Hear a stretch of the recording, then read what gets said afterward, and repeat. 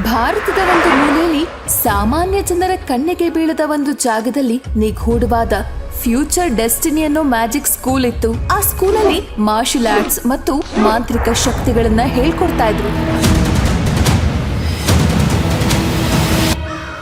ಅವತ್ತು ಸೇರಿದ್ದ ಹೊಸ ಸ್ಟೂಡೆಂಟ್ಸ್ ತಮ್ಮ ರೂಮ್ ನ ಹುಡುಕ್ತಾ ಓಡಾಡ್ತಿದ್ರೆ ಪ್ರೊಫೆಸರ್ ಅಗ್ನಿನಂದ ತನ್ನ ರೂಮ್ ನಲ್ಲಿ ಕನಸು ಕಾಣ್ತಾ ಆ ಕನಸಿನಲ್ಲಿ ಡೆಸ್ಟಿನಿ ಅನ್ನೋ ಒಂದು ವಿಚಿತ್ರವಾದ ಬುಕ್ ಓದ್ತಾ ಜೊತೆಗೆ ಆ ಕನಸಿನ ಲೋಕದಲ್ಲಿ ಒಂದು ಅಗೋಚರ ದನಿ ಕೇಳ್ತಿದ್ದಾಗ ಒಬ್ಳು ಸ್ಟೂಡೆಂಟ್ ಒಳಗ್ ಬಂದು, ಸರ್ ನಿಮ್ಗೆ ಸ್ವಲ್ಪ ಟೈಮ್ ಇದೆಯಾ?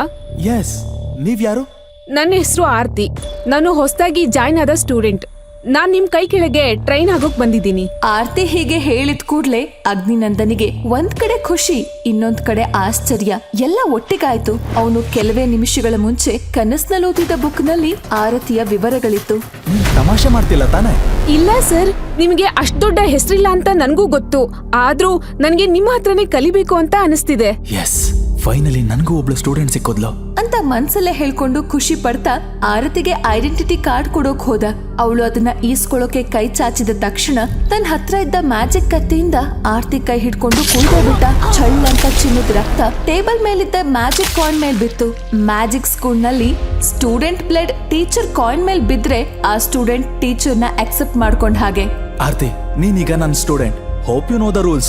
ಎಸ್ ಸರ್ ಅಂತ ಆರತಿ ಹೇಳಿದ್ಲು. ಆದ್ರೆ ಅದು ಅಗ್ನಿನಂದನಿಗೆ ಕೇಳಿಸ್ಲೇ ಇಲ್ಲ. ಅವನಿಗೆ ಇದ್ದಕ್ಕಿದ್ದಂತೆ ಹಳೆ ನೆನಪುಗಳು ಬರೋಕ್ ಶುರುವಾದ್ವು. ಆ ಹಳೆ ನೆನಪುಗಳು ಸಾಮಾನ್ಯವಾಗಿರ್ಲಿಲ್ಲ. ಆ ನೆನಪುಗಳಲ್ಲಿ ಯಾರಿಗೂ ಹೇಳಲು ಸಾಧ್ಯವೇ ಆಗದ ಯಾತನೆಗಳಿತ್ತು, ಅವಮಾನಗಳಿತ್ತು, ಕಣ್ಣೀರಿತ್ತು. ಸ್ವಂತ ತಂದೆಯೇ ಮನೆ ಬಿಟ್ಟು ಆಚೆ ಕಳುಹಿಸಿದ ನೋವಿತ್ತು. ಇಷ್ಟಪಟ್ಟ ಗೆಳತಿ ಮೋಸ ಮಾಡಿ ಇನ್ನೊಬ್ಬನ ಹಿಂದೆ ಹೋದ ಸಂಕಟವಿತ್ತು. ಇದೆಲ್ಲದ್ರಿಂದ ಅಗ್ನಿನಂದನಿಗೆ ಬದುಕೆ ಬೇಡ ಅನಿಸ್ಬಿಟ್ಟಿತ್ತು. ಆದ್ರೆ ವಿಧಿ ಅವನನ್ನ ಈ ಮ್ಯಾಜಿಕ್ ಸ್ಕೂಲ್ ಕರೆತಂದಿತ್ತು. ಅಗ್ನಿನಂದ ಹಳೆ ನೆನಪುಗಳಲ್ಲಿ ಮುಳುಗಿದ್ದ. ಸುಮಾರು ಹೊತ್ತಾದ್ಮೇಲೆ ಆರ್ತಿ, ಸರ್ ನನ್ನಿಂದ ಏನಾದ್ರೂ ತಪ್ಪಾಯ್ತಾ? ನೋ, ನಾನ್ ನಿನ್ಗೆ ಏನೆಲ್ಲ ಕಲಿಸ್ಬೋದು ಅಂತ ಯೋಚನೆ ಮಾಡ್ತಿದ್ದೆ. ನಿಜ ಹೇಳ್ತೀನಿ, ಎಲ್ರು ನಿಮ್ಮನ್ನ ಟೀಚರ್ ಆಗಿ ತಗೋಬೇಡ ಅಂದ್ರು. ಆದ್ರೂ ನನಗೆ ನಿಮ್ ಮೇಲೆ ತುಂಬಾ ನಂಬಿಕೆ ಇದೆ. ಥ್ಯಾಂಕ್ ಯು ಆರ್ತಿ. ಅಗ್ನಿನಂದನ ಮುಖದಲ್ಲಿ ನಗು ಮೂಡ್ತು. ಅವನು ಆರ್ತಿಗೆ ಐಡಿ ಕಾರ್ಡ್ ಕೊಟ್ಟ. ನಂತರ ಊಟದ ಸಮಯವಾದ್ರಿಂದ ಅವಳನ್ನ ಕ್ಯಾಂಟೀನ್ಗೆ ಕರ್ಕೊಂಡ್ ಹೋದ. ಅಲ್ಲಿ ಬೇರೆ ವಿದ್ಯಾರ್ಥಿಗಳು ಮತ್ತು ಶಿಕ್ಷಕರು ಊಟ ಮಾಡ್ತಿದ್ರು. ಅಗ್ನಿನಂದ ಅಲ್ಲಿ ಹೋದ ಕೂಡ್ಲೆ ಎಲ್ರು ಅವನನ್ನ ತಾತ್ಸಾರದಿಂದ ನೋಡಿದ್ರು.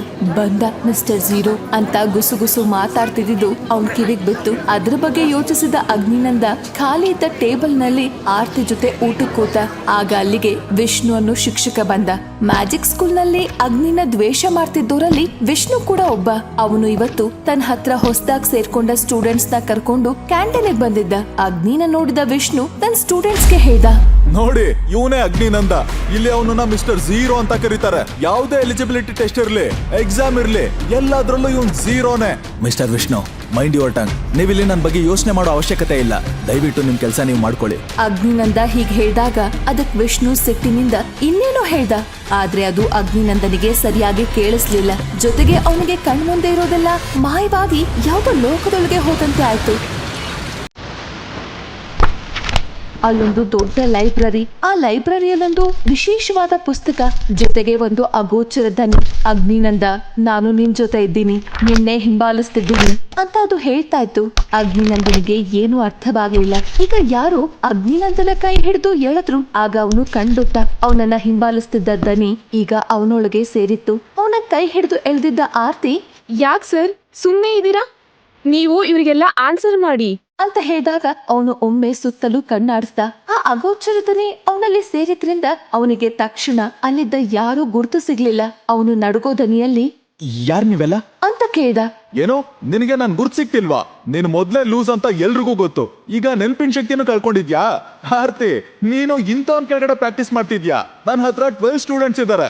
ಇವರು ಯಾವತ್ತೂ ನನ್ನ ಬಿಟ್ಟು ಹೋಗಲ್ಲ. ಆದ್ರೆ ಇವನು ಹುಚ್ಚುಚ್ಚಾಗಿ ಆಡ್ತಾನೆ ಅಂತ ಎಲ್ಲ ಸ್ಟೂಡೆಂಟ್ಸ್ ಇವನನ್ನ ಬಿಟ್ಟು ಹೋದ್ರು. ಈಗ ಅಗ್ನಿನಂದನಿಗೆ ಸ್ವಲ್ಪ ವಾಸ್ತವದ ಅರಿವಾಯ್ತು. ನನ್ನ ಹೊಸ ಸ್ಟೂಡೆಂಟ್ ಜೊತೆ ನಿಮ್ಗೆ ಏನ್ ಮಾತು? ನೀನು ಸ್ಟೂಡೆಂಟ್ ನ ಹೇಗ್ ಪಡ್ಕೊಂಡೆ? ನನಗ್ ಗೊತ್ತು, ನೀನ್ ಏನೋ ಕಿತಾಪತಿ ಮಾಡಿದ್ಯಾ. ಇಲ್ಲ ಅಂದ್ರೆ ಯಾವ ಸ್ಟೂಡೆಂಟು ನಿನ್ ಹತ್ರ ಬರಲ್ಲ. ಹಾಗೆಲ್ಲ ಮಾತಾಡ್ಬೇಡಿ.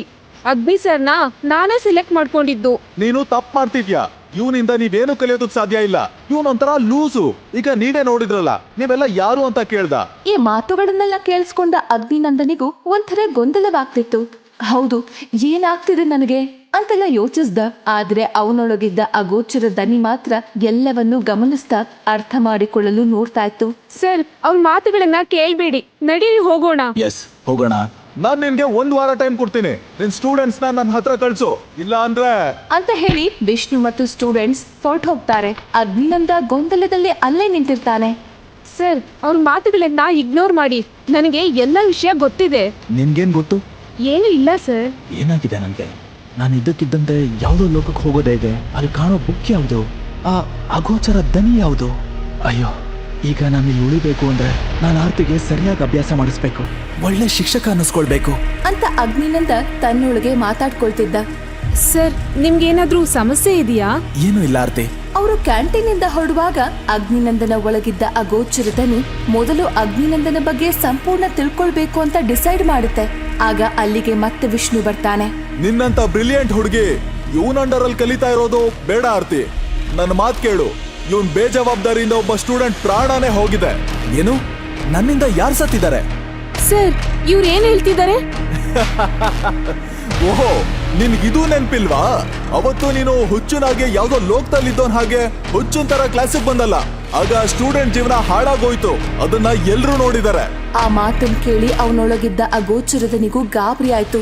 ಏನೆಲ್ಲ ಎಡವಟ್ ಮಾಡ್ಕೊಂಡಿದ್ದಾನೆ ಈ ಅಗ್ನಿನಂದ ಅಂತ ಅದು ಯೋಚಿಸೋಕೆ ಶುರು ಮಾಡ್ತು. ಇಲ್ಲ, ಅದು ನಿಜ ಅಲ್ಲ. ನಾನು ಅದೇ ಸಮಯದಲ್ಲಿ ಆರತಿ ಜೊತೆ ಬಂದಿದ್ದ ಅವಳ ತಂದೆಯ ಸೆಕ್ರೆಟರಿ ಅಕಾಡೆಮಿಯ ಮೇನ್ ಗೇಟ್ ಮೂಲಕ ಒಳಗ್ ಬಂದು ವಿಷ್ಣು ಹೇಳಿದ ಮಾತುಗಳನ್ನ ಕೇಳ್ತಿದ್ದ. ಆರ್ತಿ, ನೀನು ಈ ಟೀಚರ್ ಕೆಳಗೆ ಪ್ರಾಕ್ಟೀಸ್ ಮಾಡ್ತೀಯಾ? ಹೌದು, ನಾನು ಅಗ್ನಿ ಸರ್ ಹತ್ರನೇ ಪ್ರಾಕ್ಟೀಸ್ ಮಾಡ್ತೀನಿ. ಇದಕ್ಕೆ ನಾನು ಒಪ್ಪಲ್ಲ. ಈ ವ್ಯಕ್ತಿಯಿಂದ ಒಬ್ರು ಪ್ರಾಣ ಹೋಗಿದೆ. ನೀನು ಇಂಥೋನ್ ಕೆಳಗೆ ಕಲಿಯೋದು ಬೇಡ. ಸರ್, ದಯವಿಟ್ಟು ನನಗೆ ಒಂದು ಅವಕಾಶ ಕೊಡಿ. ಅವಕಾಶನ? No chance. ಒಂದ್ ಅವಕಾಶ ಕೊಡಿ ಪ್ಲೀಸ್. ನಿನ್ನ ಅಪಾಯದಲ್ಲಿ ಸಿಕ್ಕಾಕ್ಸೋಕೆ ನಾನ್ ತಯಾರಿಲ್ಲ ಆರ್ತಿ. ನಾನು ನಾಳೆ ಅಕಾಡೆಮಿ ಪ್ರಿನ್ಸಿಪಲ್ನ ಭೇಟಿ ಮಾಡಿ ನಿನ್ TC ಇಸ್ಕೋತೀನಿ. ಸರ್, ಪ್ಲೀಸ್ ಸರ್ ಅಂತ ಅವ್ರ ಕಾಲ್ ಹಿಡಿದುಕೊಂಡ. ಅವನು ಒಳಗಿದ್ದ ಅಗೋಚರದನಿ ಸುಮ್ಮನೆ ಎಲ್ಲವನ್ನೂ ಗಮನಿಸ್ತಾ ಇವನಿಗೆ ಹೇಗ್ ಸಹಾಯ ಮಾಡ್ಬೋದು ಅಂತ ಯೋಚಿಸ್ತಾ ಇತ್ತು. ಆರತಿಯ ಸೆಕ್ರೆಟರಿ ಸುಮ್ನೆ ನಿಂತಿದ್ರು. ಅಗ್ನಿ ಸರ್ ಹತ್ರ ಏನೋ ಒಂದು ವಿಶೇಷತೆ ಇದೆ, ಪ್ಲೀಸ್ ನಾನು ಇವ್ರ ಹತ್ರನೇ ಕಲಿತೀನಿ. ಏನು? ಈ ಹುಚ್ಚನ ಹತ್ರ ವಿಶೇಷತೆ ಇದ್ಯಾ?